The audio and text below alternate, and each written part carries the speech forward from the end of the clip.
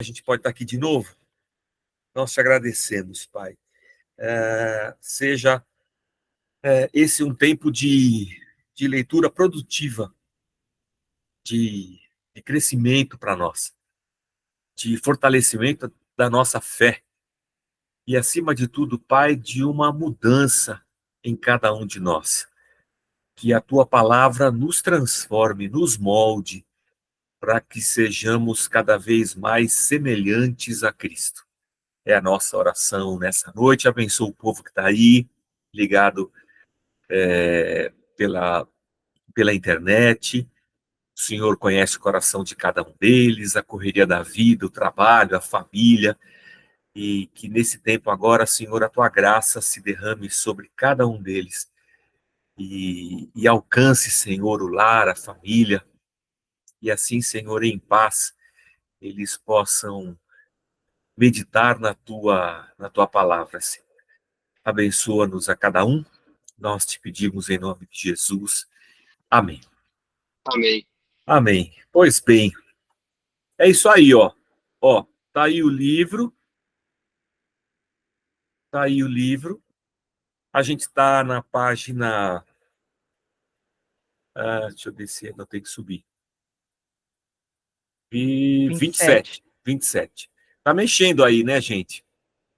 Tá sim. Estamos no capítulo 5, dos versículos 13 a 16. E o texto de hoje é esse que eu pintei de vermelho. Vós sois o sal da terra. Ora, se o sal vier a ser insípido, como lhe restaurar o sabor? Para nada mais presta, senão para, lançado fora, ser pisado pelos homens. Vós sois a luz do mundo. Não se pode esconder a cidade edificada sobre um monte, nem se acende uma candeia para colocá-la debaixo do alqueire, mas no velador, e alumia a todos que se encontram na casa. Assim, brilhe também a vossa luz diante dos homens, para que vejam as vossas boas obras e glorifiquem a vosso Pai que está nos céus. As bem-aventuranças descrevem o caráter essencial dos discípulos de Jesus.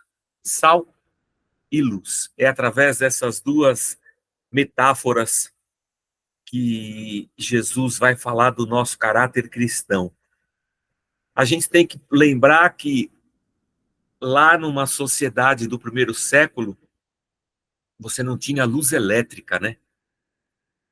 Então, as candeias, aquelas lamparinas feitas com óleo e um pavio, talvez os mais velhos já tenham visto isso. Eu já vi esse tipo de lamparina. Na casa do meu avô, em Minas, a gente ia para lá só nos anos 70. Meu avô morava numa casa e não tinha nem luz elétrica e nem água encanada. Não tinha nada. Então, era assim que meu avô vivia lá em Minas. E eu já vi essas lamparinazinhas de óleo e pavio. Então, numa cidade que deu 6 da tarde, está tudo escuro, a única luz que as pessoas viam era a lua. A lua era a luz mais clara, né? Então, no breu, anoiteceu é breu.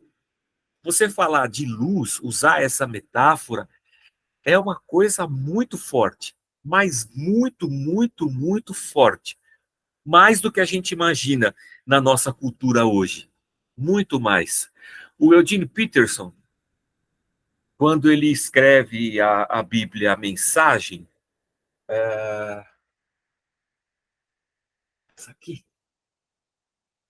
essa aqui, ó.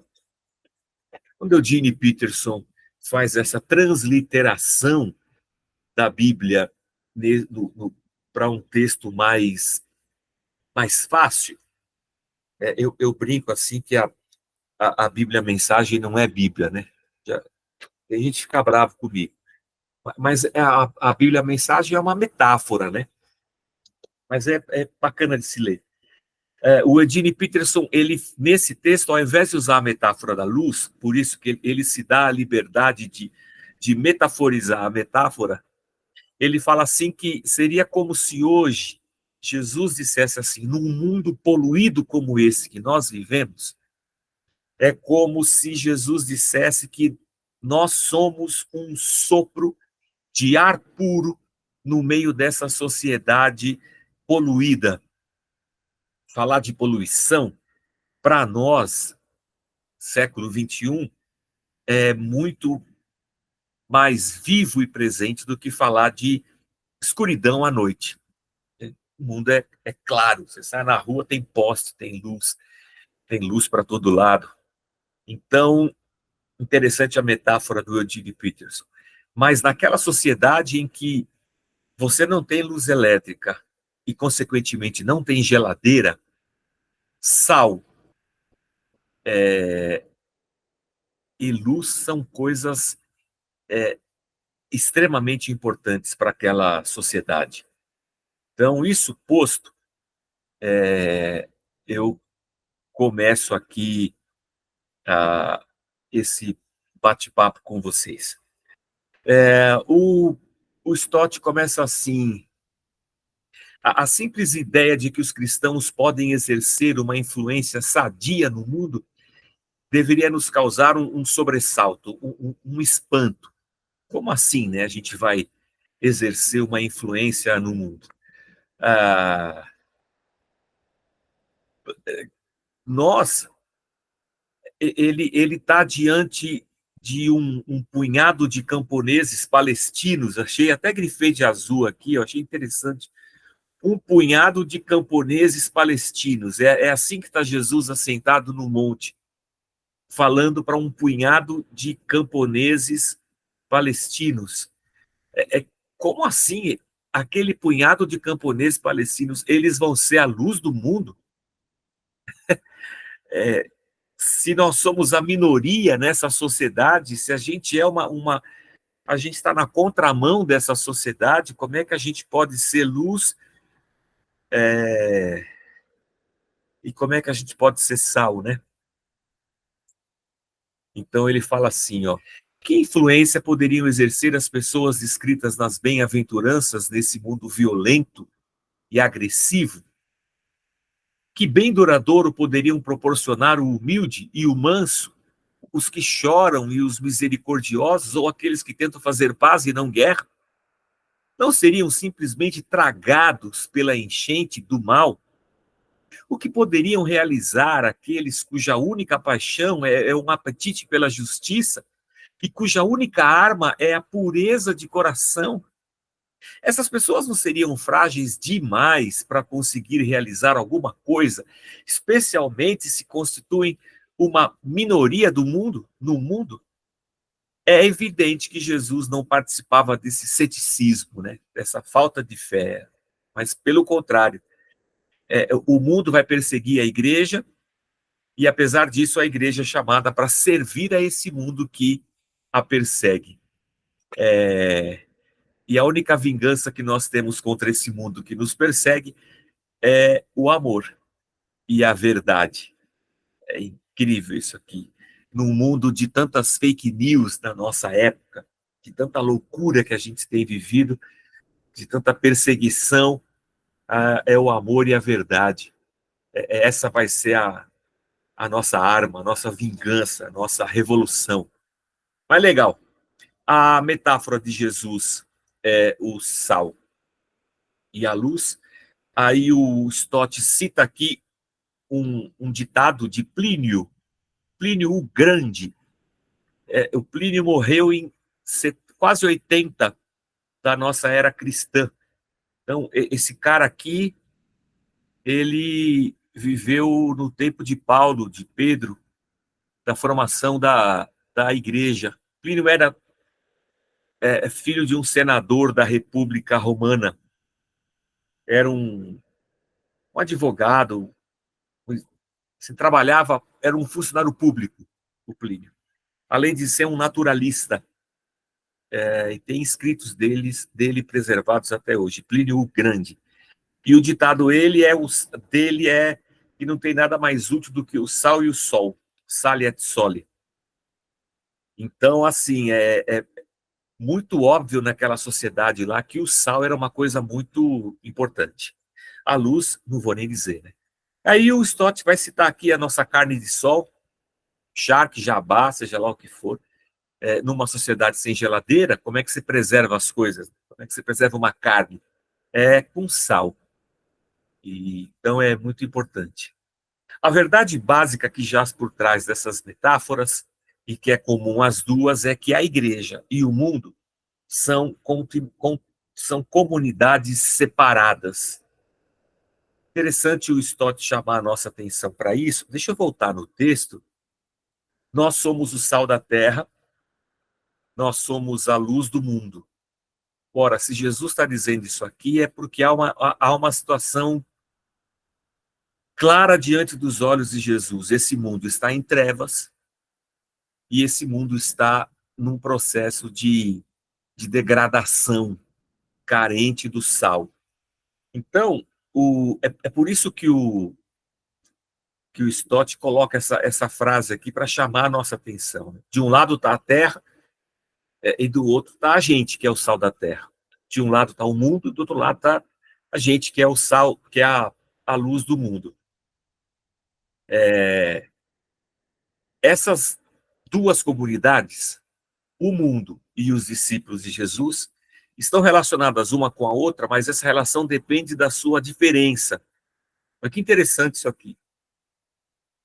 Nós nos relacionamos com esse mundo a partir da nossa diferença com ele, seja como sal, seja como luz.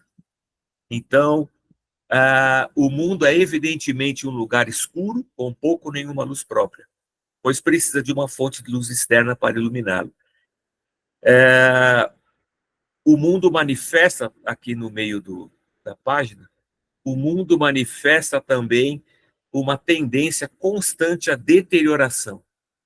A ideia não é que o mundo seja insípido, sem gosto, e que os cristãos vão tornar o mundo mais gostoso, mais saboroso, mais agradável. Não é isso. Mas o mundo está apodrecendo, né? O mundo está apodrecendo. Ele não pode impedir a sua própria deterioração. Só o sal, quando introduzido de fora, pode fazer isso. Pode levar preservação para esse mundo. A igreja, por outro lado, foi colocada no mundo com um duplo papel. Como sal para interromper ou para pelo menos retardar o processo de corrupção social. E como luz para desfazer as trevas. Então está aí, dentro da metáfora, né, o que se espera da gente igreja. Quando examinamos mais detalhadamente as duas metáforas, vemos que foram deliberadamente proferidas a fim de serem comparadas uma com a outra.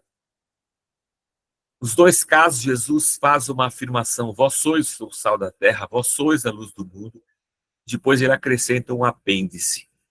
O sal deve manter sua qualidade de salgar e a luz deve brilhar. E tem uma relação entre as duas. Vós sois a luz do mundo. Isso significa que quando cada comunidade se revela tal como o mundo se deteriora, como um peixe ou carne estragada, enquanto a igreja pode retardar sua deterioração.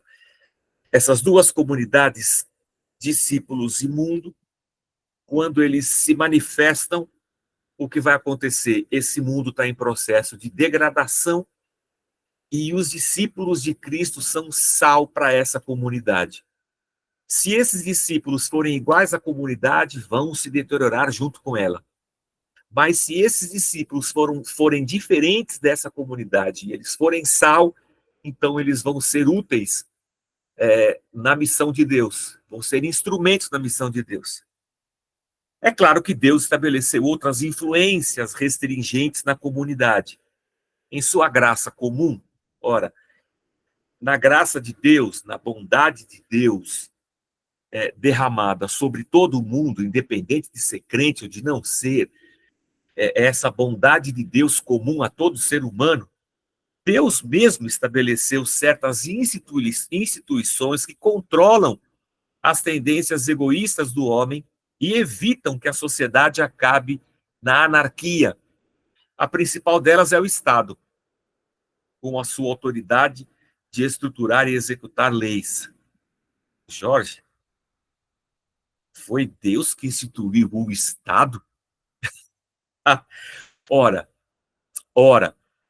quando a gente olha para o Antigo Testamento, quando nós nos deparamos com a comunidade de Israel, a maneira como Deus conduz a comunidade desde o deserto até a entrada na Terra Prometida e dali em diante, a maneira como Deus estabelece as leis, a maneira como Deus ordena que se cuide da criança, da viúva, do órfão, do estrangeiro, a maneira como Deus estabelece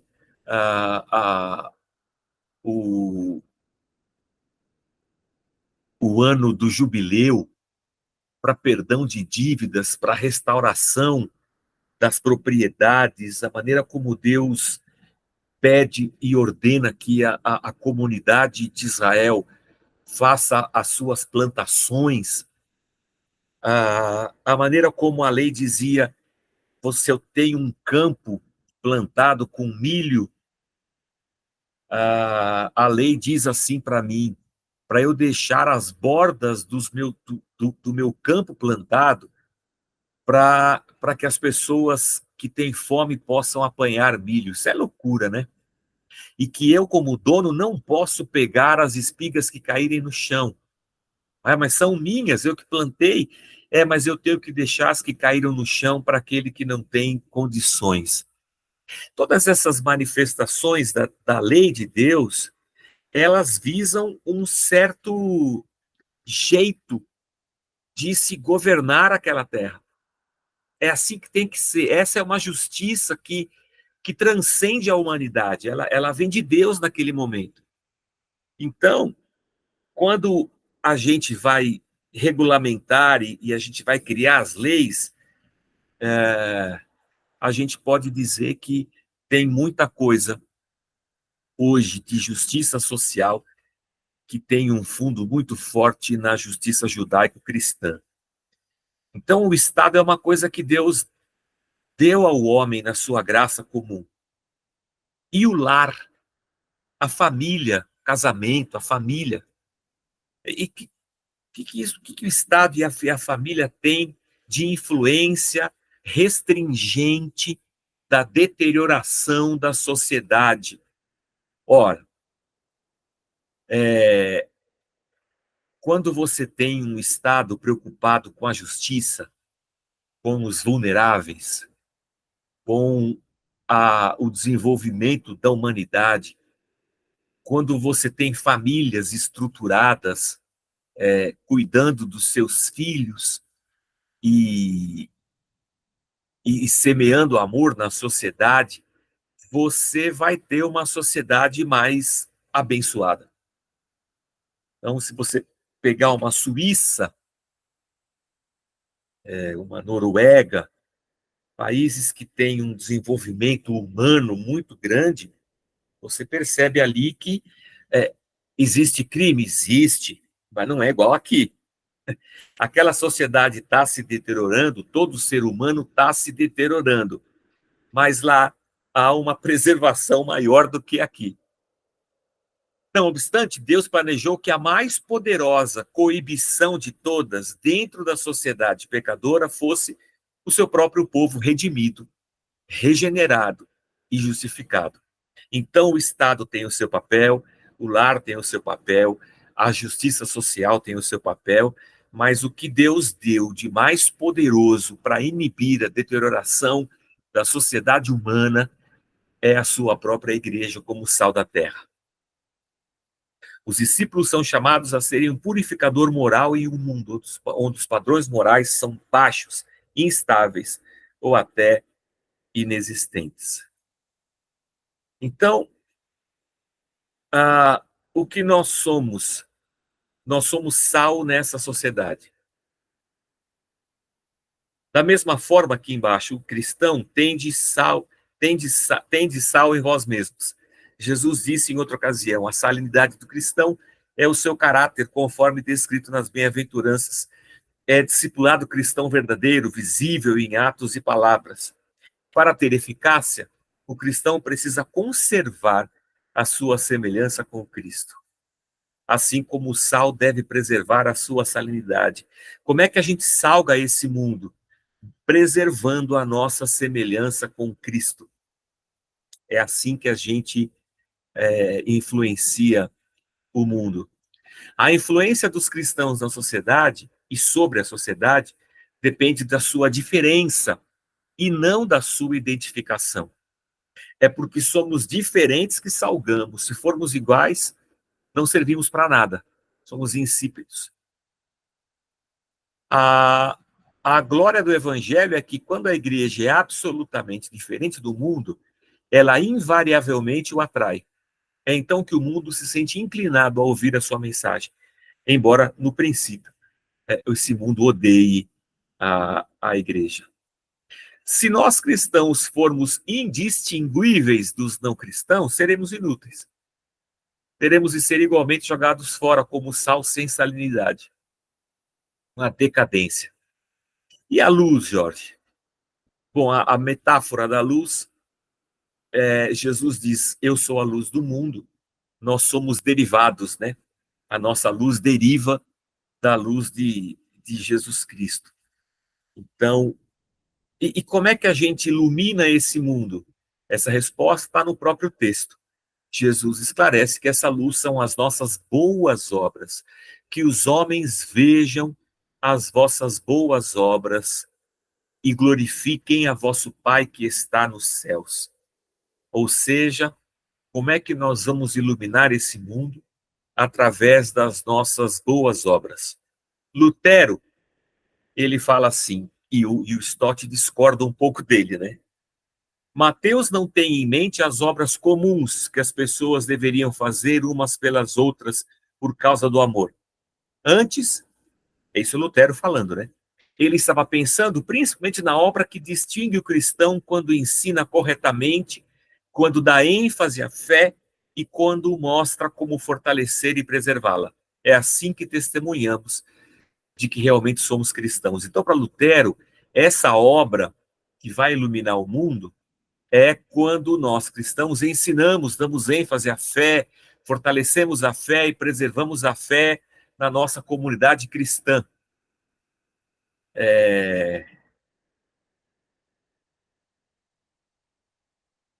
Pode ser. Mas por que o Stott não concorda, Jorge?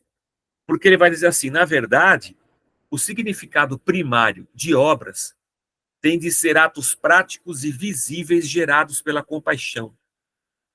E assim, quando homens veem tais obras, disse Jesus, glorificam a Deus, pois elas encarnam as boas novas do seu amor que nós proclamamos. Sem elas, o nosso evangelho perde a sua credibilidade e Deus perde a sua possibilidade de ser honrado, né? Boa obra não é só o fato de sermos uma comunidade da fé e da perseverança, mas boas obras também são as nossas atitudes de amor, de misericórdia, de cuidado com o semelhante. Isso tudo é um sinal é uma manifestação dessa luz. Então, essas nossas boas obras, elas vão lançar luz sobre o mundo. No início da era cristã, os cristãos enterravam seus mortos. Às vezes a sociedade não fazia isso, jogava os mortos em qualquer lugar. Então, eram cristãos que cuidavam de doentes, eram cristãos que cuidavam de leprosos, eram cristãos que atendiam as pessoas mais necessitadas, eram cristãos que cuidavam dos mortos e enterravam, enquanto a sociedade não fazia isso, o Império Romano não fazia isso. E isso foi a época, luz sobre a sociedade, que dizia assim, pô, a gente nem enterra os nossos mortos, e os cristãos fazem isso. Então, são as nossas atitudes de amor, sim, associadas à nossa fé e à nossa perseverança. Vamos lá. Não devemos fingir que somos diferentes, mas devemos desejar que o nosso cristianismo seja visível a todos. Refugiar-se do invisível é uma negação do chamado. Uns tempos atrás, eu estava conversando com um pessoal e eles estavam dizendo assim, nesse movimento político de direita, da direita branca, cristã,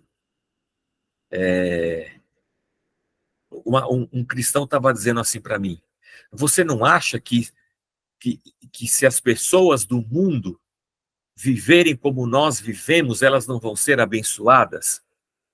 Ou seja, o que ele estava dizendo para mim é assim, uma sociedade, um cristianismo estatal, a tentativa de se criar uma nação cristã, de impor à sociedade uma agenda cristã de usos e costumes, essa pessoa dizia assim, você não acha que isso vai ser bom para a sociedade? Ora, se isso tivesse sido bom, se isso fosse bom, a Idade Média teria sido uma bênção. Uma bênção. Mas o nosso cristianismo ser visível a todos não significa que nós, de forma legalista, tenhamos que obrigar esse mundo a seguir a nossa agenda cristã. Há uma diferença muito grande aqui. Porque, veja, eu posso obrigar esse mundo a pensar e viver como cristão, ou eu posso amar esse mundo. E amando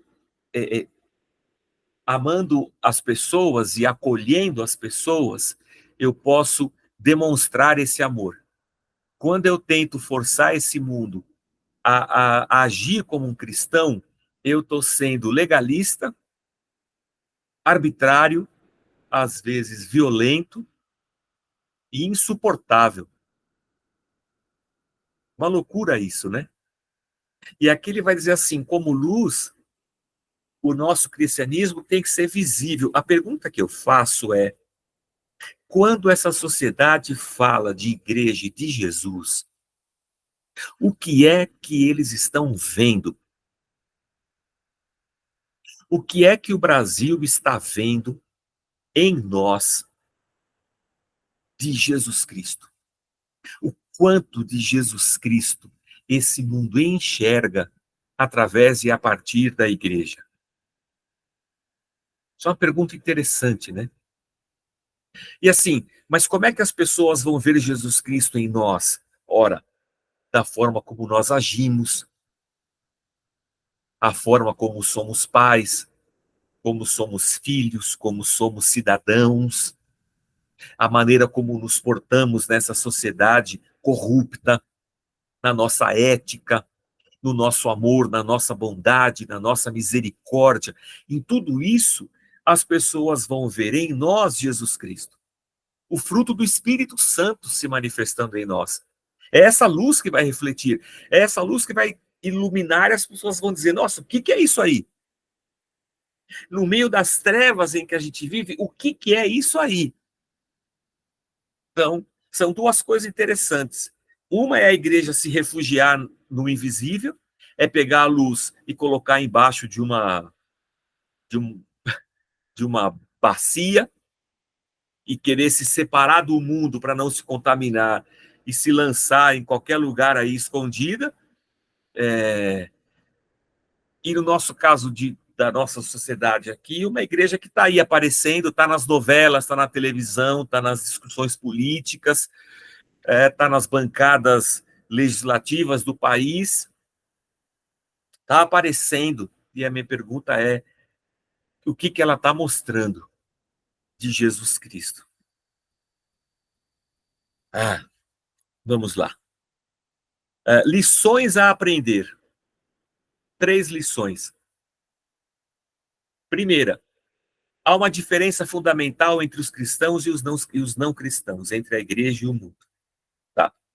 É verdade que alguns não cristãos adotam uma falsa aparência de cultura cristã. Por outro lado, alguns cristãos professos parecem indiscerníveis dos não cristãos. E assim, negam o nome de Cristo através do seu comportamento não cristão.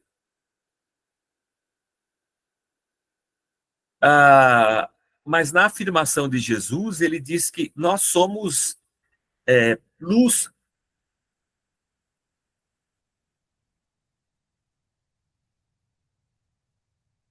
O Sermão do Monte foi elaborado na pressuposição de que os cristãos são, por natureza, diferentes. Jesus diz, vocês são. Ele não diz talvez, vocês devem ser, preparem-se. Isso é uma pressuposição. Já está na cabeça de Cristo. Quando ele diz assim, vocês são a luz do mundo, ele já está pressupondo que aquelas pessoas eram diferentes do mundo. Provavelmente a maior de todas as tragédias da igreja, através de sua longa história, cheia de altos e baixos, tem sido a sua constância de conformar-se à cultura prevalecente, em lugar de desenvolver uma contracultura cristã. Isso é um grande problema quando o cristianismo se molda à cultura do entorno, ao invés de manifestar uma contracultura, uma outra cosmovisão, uma outra perspectiva, um outro jeito de enxergar as circunstâncias. Então, há uma diferença fundamental. Ela existe, tá? Ela existe. A gente só precisa dar vazão a essa situação. Temos que aceitar a responsabilidade de que essa diferença coloca sobre nós. Cada afirmação começa em grego com o enfático pronome vocês. Vocês. Na língua grega, na língua portuguesa, quando você faz a conjugação de verbos, você aprendeu isso aí, deve ter aprendido isso aí no primário. A gente começa a aprender no primário. Agora chama Fundamental 1. Fundamental 1, Fundamental 2, você aprendeu a conjugar os verbos. E sempre que você conjuga os verbos, você coloca o pronome. Eu, tu, ele, nós, vós, eles. Sempre. Na língua grega, quando você conjuga o verbo, o pronome já está implícito ali dentro. Então, quando você, por exemplo, o verbo conformar, eu me conformo, tu se conformas, ele se conforma, nós nos conformamos, eles se conformam. A palavra vai mudando, né? Daí a conjugação. Só que eu sempre coloco o pronome. No grego, quando eu falo assim, conformamos, o nós já está aí dentro. As mudanças, as conjugações, as letras, e a palavra muda, né? Conformar, estou falando conformamos, a palavra já mudou. O jeito de eu escrever mudou. No grego, o pronome está embutido. Então, quando eu digo assim, vocês são a luz do mundo, vocês são, eu não precisaria, no grego, dizer vocês. Se eu dissesse são, o você já estaria aí dentro. Mas aqui, quando Jesus escreve, ele usa o pronome. Ele usa o pronome. E quando você usa o pronome na frente de um verbo que já tem o pronome nele, é como se você estivesse fortalecendo a figura do pronome. Como assim? Então Jesus diz assim, eu sou a luz do mundo. Ele poderia colocar assim, eu mesmo sou a luz do mundo, se ele colocasse o pronome antes. Não sei se estão me fazendo entender, eu acho que sim. Aqui nesse texto, Jesus não só se vale do pronome, que está implícito dentro do verbo, mas ele coloca também o pronome fora. É claro que existe o pronome, né? Eu, tu, ele, nós, vós, ele. Existe na língua grega. Quando eu coloco um verbo, eu não preciso usá-lo, porque já está lá. Mas quando eu coloco, é porque eu quero dar uma ênfase na pessoa, no sujeito, né? Nesse pronome que está aí. Vocês mesmos são a luz do mundo. E isso denota que nós precisamos assumir a responsabilidade que o Senhor colocou sobre nós, de sermos sal e de sermos luz. No mundo como esse nosso aqui, o Stott vai dizer, quando eu li isso aqui eu dei risada, né? O Stott já faleceu. Eu acho que esse mundo aqui ia chocá-lo. Ele não faleceu há tanto tempo, mas eu acho que esse mundo aqui ia chocá-lo. Essa vocação para assumir a nossa responsabilidade cristã, estou aqui no meio da página, aqui, ó, essa vocação para assumir a nossa responsabilidade cristã por causa do que Deus fez de nós e por causa de onde Ele nos colocou, é particularmente relevante aos jovens que se sentem frustrados nesse mundo moderno. Os problemas da comunidade humana são tão grandes e eles se sentem tão pequenos. Nós nos sentimos pequenos diante de problemas tão grandes. A gente se percebe frágil, ineficiente. Alienação é um termo popularizado dentro do marxismo. É a palavra comumente usada hoje para descrever esses sentimentos de frustração. É como se os discípulos de Cristo se sentissem alienados do mundo, separados do mundo, pequenos, frágeis, incapazes de ser luz e produzir algum tipo de diferença nesse mundo.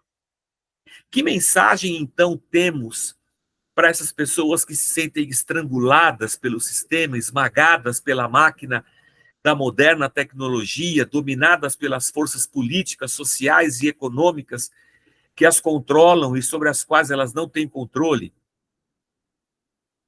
estranguladas pela internet, pelo TikTok, pelo Facebook, pelos likes e pelas lacrações e pelos cancelamentos. Como é que essa juventude, como é que esses discípulos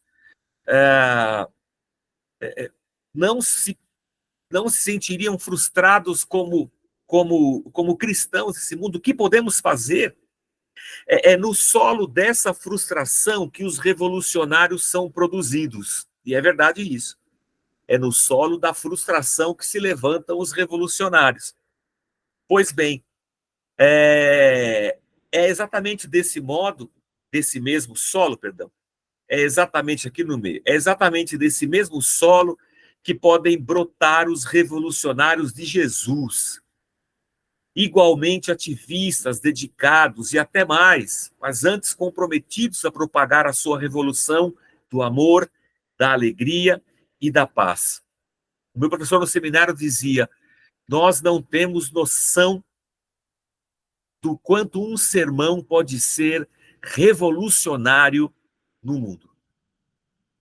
E ele gostava sempre de citar Martin Luther King, o pastor negro norte-americano que promoveu uma revolução lá naquele país. O quanto que uma firmeza de caráter, de amor, quanto que um apego ao texto, à palavra de Deus, quanto que não é revolucionário um cristão dedicado ao amor, à alegria e à paz. Essa revolução pacífica é mais radical do que qualquer programa de violência, por causa dos seus padrões incorruptíveis e porque modifica as pessoas e as estruturas de dentro para fora. Será que nós perdemos a nossa confiança no poder do Evangelho de Cristo? Então, ouçam Lutero. Agora foi muito. Então, ouçam Lutero. Com a simples palavra de Cristo, eu posso ser mais desafiador e mais jactancioso do que eles com todo o seu poder, suas espadas e suas armas. Portanto, apesar de tudo, não somos indefesos e impotentes. Temos Cristo, temos seu Evangelho, seus ideais e seu poder. E Jesus Cristo é todo o sal e toda a luz que esse mundo tenebroso e arruinado precisa. O que nós precisamos é ter o sal em nós e deixar que a nossa luz brilhe. O terceiro e último exemplo, terceira e última reflexão aqui, pensamento que o Stott deixa, temos de considerar nossa responsabilidade cristã no mundo como sendo dupla. Sal e a luz têm uma coisa em comum. Eles se dão e se gastam. E isso é o oposto do que acontece com qualquer tipo de religiosidade egocentrada.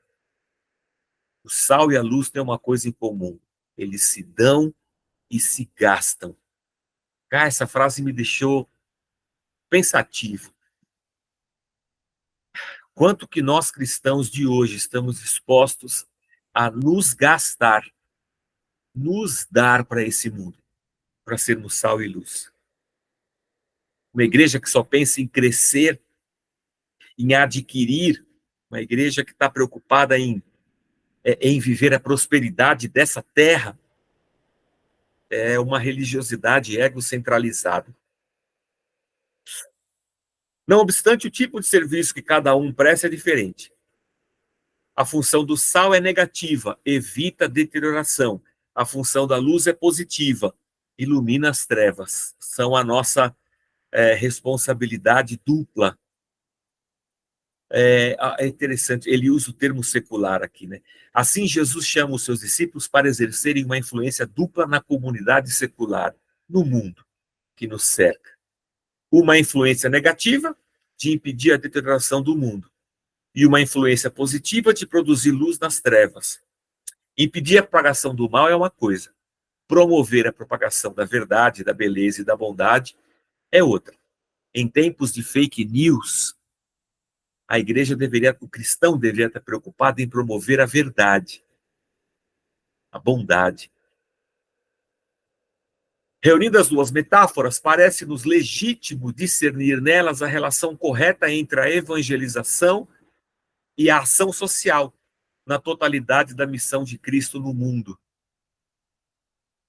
Somos chamados a ser sal e luz. Como sal, o Stott vai dar vários exemplos aqui, né?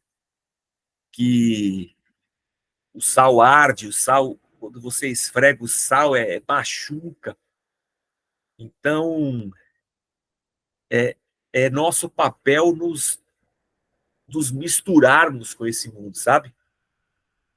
É nosso papel estarmos presentes nessa sociedade para que ela possa receber esse poder do sal. Ninguém pode acusar a carne fresca de deteriorar-se. É isso que a igreja faz, né? Está acusando o mundo da deterioração. A carne não pode fazer nada para se preservar. O ponto importante é, cadê o sal? É o sal que poderia estar ali preservando. Cadê o diacho do sal? Meu pai.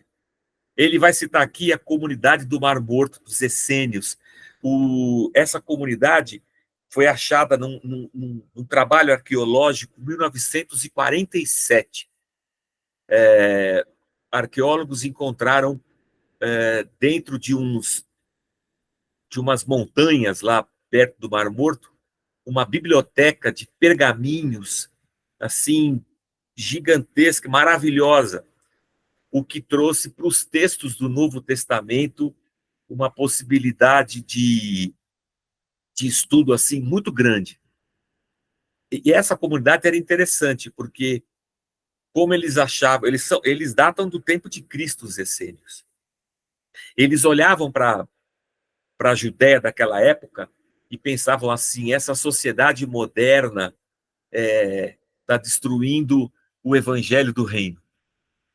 Então, para eles, a Judéia naquela época era uma cidade já contaminada. Então, ao invés de ficar no barulho da cidade, da Judéia, eles se refugiaram nas montanhas e viraram uma comunidade monástica, vivendo uma vida reclusa. Mas nós não somos chamados como cristãos a desenvolvermos a nossa espiritualidade no deserto, escondidos. Não, nós fomos chamados para ser sal. E ser sal é estar misturado com a massa, com a comida, com o povo. A gente tem que estar lá, corajosos, verdadeiros, francos na condenação do mal, ardendo com o sal. Helmut Tillich aborda esse mesmo tema da necessária qualidade incisiva ou ardida do verdadeiro testemunho cristão. Ao olharmos para alguns cristãos, diz ele, poderíamos pensar que a sua ambição é ser a cumbuca de mel do mundo. Não, vem para a igreja, olha, aqui é o lugar, você vai ser recebido. Olha, vem, todo mundo agora é crente, irmãos. Eu vejo os crentes assim em programas televisivos que falam, pô, não é possível que você seja crente. Né? Eles adoçam e açucaram a amargura da vida com um conceito demasiadamente complacente de um Deus amoroso. Mas Jesus não disse, vocês são o mel do mundo. Eu já achei isso aqui legal. Eu achei isso aqui muito legal. Nós não somos o mel do mundo, nós somos o sal da terra. O sal arde, machuca. O sal é uma coisa, mas é o único jeito de exercermos essa qualidade medicinal de preservar a vida, se nós estivermos misturados no meio desse mundo, como cristãos éticos e vivos. Aqui eu penso assim, ó, a igreja ela tem que estar no mundo da seguinte maneira, e ela vai ser sal e luz da seguinte maneira, quando a gente tiver juízes de direito, promotores de direito cristãos, não crentes preocupados numa bancada evangélica para levantar recurso para a sua igreja. Estou dizendo que eu tenho ter gente lá que realmente promova leis que produzam justiça. Professores universitários, doutores, pós-docs, mestres. Em todas as áreas da sociedade, você ter cristãos, que não sejam legalistas, que sejam cristãos transformados e que reflitam nas suas profissões o caráter de Cristo, salgando, levando o discurso para além, colocando ali uma cosmovisão cristã.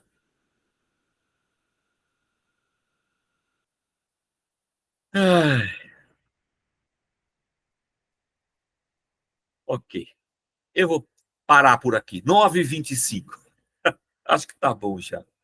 Já falei demais. Deixa eu parar a transmissão aqui. Deixa eu estar apresentando. Parar a apresentação. O plenário está aberto. Quem quer falar alguma coisa, diga agora ou cale-se para sempre. Porque as pessoas não querem ir à igreja, eu li, tive a graça de ler. Mas eu acho que é a expressão dessas duas dessas duas metáforas, Marise. O que as pessoas estão vendo hoje não é Jesus. Por isso que eu gosto de Jesus, mas não gosto da igreja. Porque na igreja eu não vejo Jesus. Na igreja eu vejo outra coisa. Na igreja eu vejo hierarquia, na igreja eu vejo poder, na igreja eu vejo preconceito, na igreja eu vejo arbitrariedade, na igreja eu vejo... O que mais que eu vejo na igreja? Disputa de poder, eu vejo ganância, um monte de coisa. Então, eu ouço o discurso de Jesus, mas ele não condiz com a vida da igreja. É isso que eu acho que talvez seja isso que o Joaquim estava falando. Elas são distintas. Mas uma coisa para nossa reflexão, Marise, Joaquim, todos nós, é que quando Jesus olha para aqueles poucos discípulos judeus ali na Galileia, ele está dizendo assim: vocês são a luz. Essa responsabilidade, e ele não coloca isso aí focalizando assim: vocês são membros da igreja e a igreja é luz do mundo. Não, são vocês individualmente que são a luz do mundo. Então, esse texto nos confronta individualmente a cada um de nós. No que eu tenho falhado em ser sal e luz. Talvez eu possibilidades assim, né? Não quero me chocar com o mundo que me cerca. Não quero ser chato. Não quero, sabe? Não quero ser sal, né? Não quero arder. E quero resplandecer a luz. Pelo menos o Stott, ele aqui fala, né?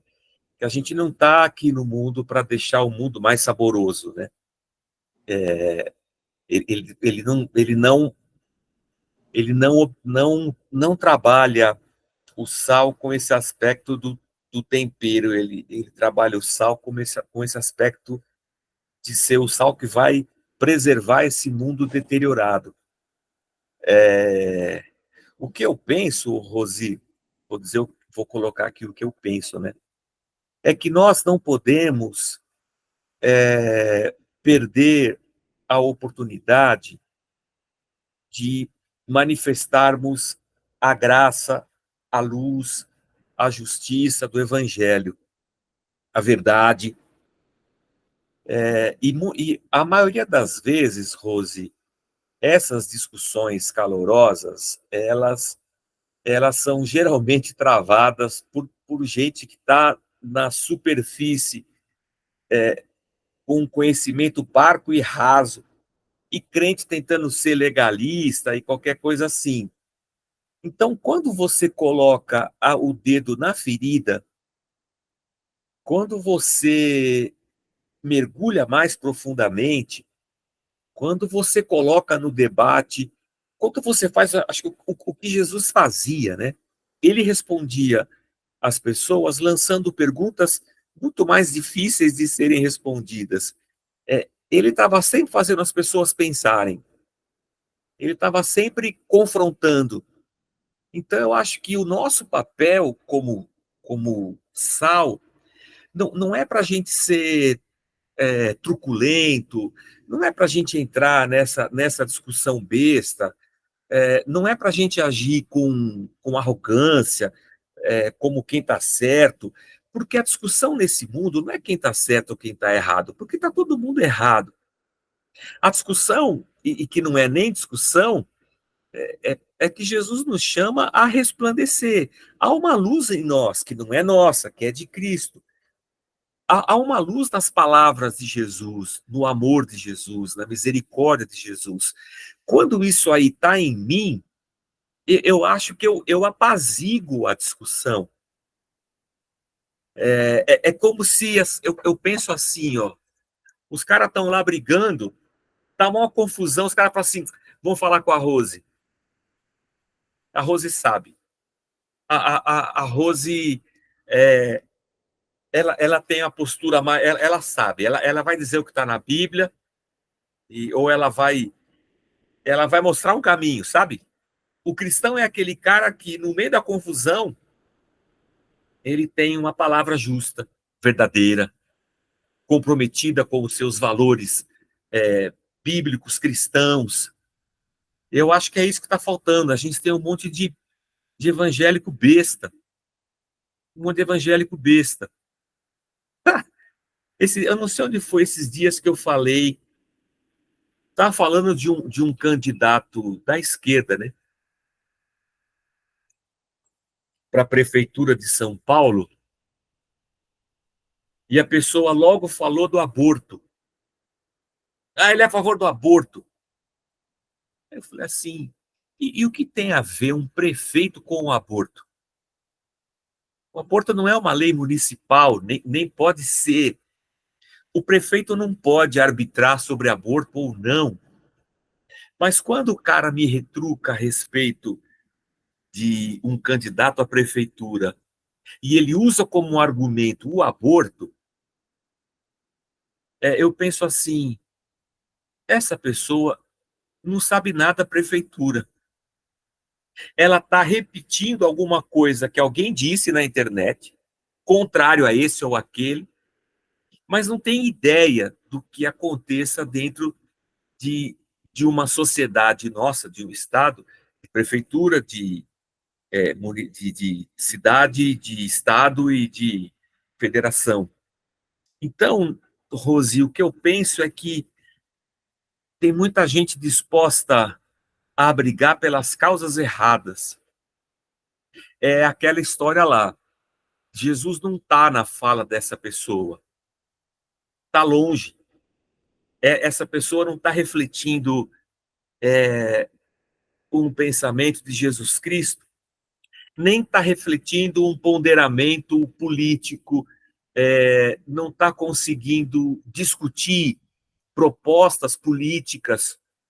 Essa pessoa está só replicando um discurso legalista, de ódio e de arbitrariedade evangélica. Então, eu acho que eu penso mais nesse aspecto do sal como essa palavra comprometida com a verdade, que arde, mas que precisa ser colocada. Que nas nossas ações e na nossa colocação, na nossa luta como cidadão, por condições melhores, seja no serviço, onde quer que seja. Pelo menos é isso que eu abstraio, né? Acho que é nesse caminho meio que o Stott vai, né? Quando ele fala da evangelização e da justiça social, dessa igreja evangélica que está lutando por justiça social, né? Interessante. Não sei se ajudou, né? Acho que só divagou. Quem mais quer falar?